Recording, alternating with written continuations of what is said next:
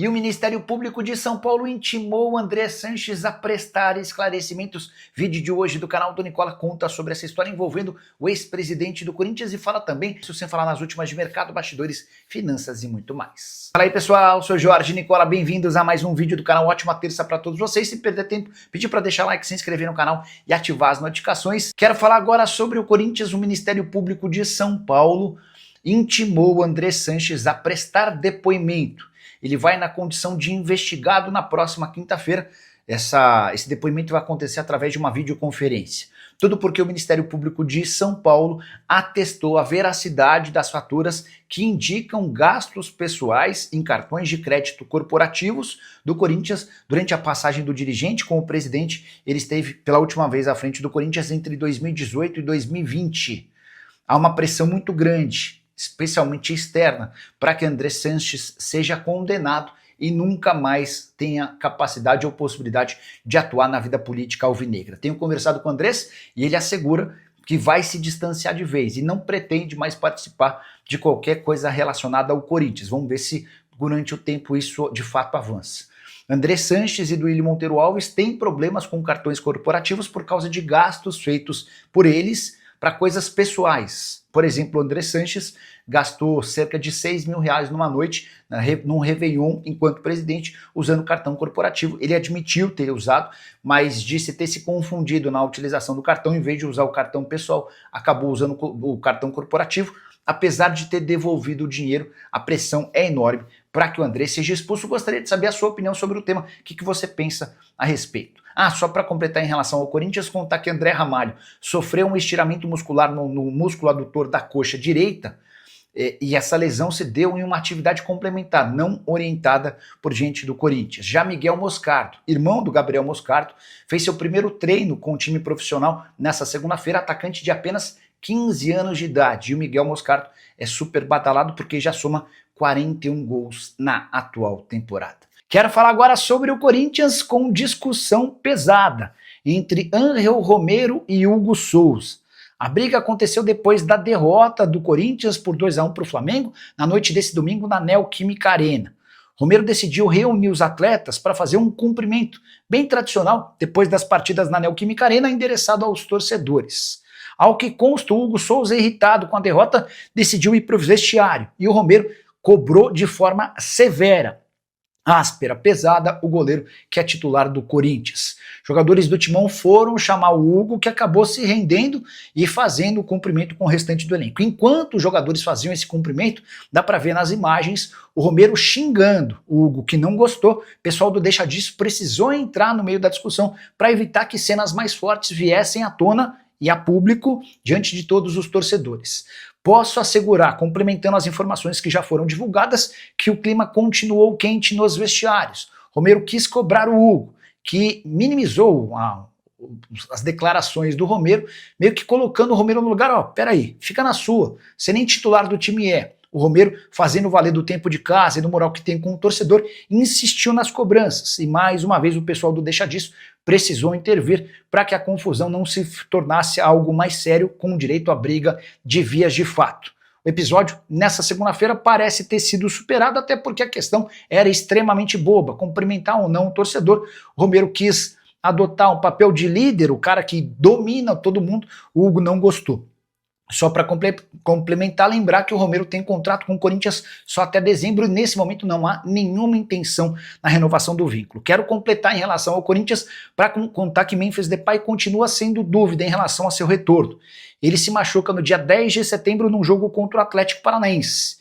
E a primeira impressão é de que, por conta desse edema, ele precisaria talvez de um jogo para ficar de fora. Na verdade, já se passaram 19 dias, dá para descartar sua presença contra o Internacional em Porto Alegre nesse meio de semana, jogo na quarta-feira. Talvez, no melhor do cenário, se ele treinar com bola ao longo da semana, possa reaparecer diante do Mirassol no fim de semana. A verdade é que há uma enorme preocupação e cuidado dos dirigentes do departamento de futebol do Corinthians com esse retorno do Memphis, até porque o holandês ficou muito chateado com a contusão, culpando os integrantes da comissão técnica do Corinthians. Ele entendia que não precisava jogar contra o Atlético Paranaense, especialmente depois de toda a viagem que fez e dos 2 jogos pela Holanda na última data FIFA. E você, que pensa sobre toda essa confusão, não esquece de deixar like, de se inscrever no canal. E os transfer ban como estão no Corinthians, que loucura, não vão conseguir pagar. Abraços, campeão, você é fera. O Corinthians já tem 5 condenações na FIFA, e 2 dessas condenações foram já confirmadas na Corte Arbitral do Esporte, tá? Faltam ainda julgamentos dos casos do Maicon, dívida com o Shakhtar, do José Martínez, dívida com o Philadelphia Union, e dívida com o Tadjeres pelo Rodrigo Garro. Os 2 casos que já foram confirmados pela Corte Arbitral do Esporte se referem a Félix Torres no Santos Laguna e a Matias Rojas, uma dívida que o próprio Corinthians tem com o jogador. Então hoje o Timão deve 84 milhões de reais, somando o transfer ban do Félix Torres e a punição imposta pela Corte Arbitral do Esporte. O Corinthians tem 45 dias para se acertar com o Matias Rojas. Se não se acertar, virá uma nova punição, beleza? Vamos embora falar muito, né, do Corinthians. Vamos tentar encerrar esse assunto de Roberto, né, porque a gente não aguenta mais sofrer, né? Não dá para ser masoquista, ficar lembrando também, batendo nessa mesma tecla. Mas hoje, né, eu vou falar o que eu apurei, se realmente aconteceu esses treinamentos ou não, né? Porque hoje o Fábio Santos, né, acabou revelando, ou pelo menos acabou vazando hoje, repercutindo hoje, que ele conversou com o Yuri Alberto. Eu vou abrir aspas aqui e depois eu vou te explicar o que eu apurei, tá? A questão, só para vocês, né, entenderem, né? Eu cheguei a falar com o Yuri, né, o Fábio Santos, depois do jogo. Óbvio que ele está envergonhado, decepcionado, ele sabe que foi uma decisão equivocada, diz que treinou esse tipo de cobrança e a execução foi muito ruim. Está decepcionado, sabe do erro, depois do jogo postou sobre isso e agora é buscar dar a volta por cima. A Cavadinha vem com uma série de coisas juntas, lembrando que o Fábio Santos é um dos melhores cobradores de pênaltis da história do Corinthians, se não for do futebol, né? Vamos lá, Cavadinha vem com uma série de coisas juntas, né? De irresponsabilidade, da grandeza do jogo, da vaidade, de querer aparecer, né? E tudo isso foge do que o Yuri é. Por isso a gente fica mais acostumado, porque isso não é nem um pouco do que o Yuri é. Assusta ainda mais a decisão, não só a decisão equivocada, como a execução, né, que foi muito ruim, né? Falou aqui o Fábio Santos, que conversou com o Yuri Alberto. Eu fui apurar dentro do Corinthians para saber se na semana o Yuri Alberto treinou a cavada. E também não diz nada treinar essa cavada, porque o Pato falou que treinou 2 dias antes, né, a cavada contra o Dida, e errou do mesmo jeito. Então treinar também não é a questão, né? Agora, posso garantir para vocês, Dorival Júnior, comissão técnica inteira, ninguém viu esse treinamento de cavada do Yuri Alberto. Eu sempre avanço nas informações, sempre trago algo de bastidor a mais para você.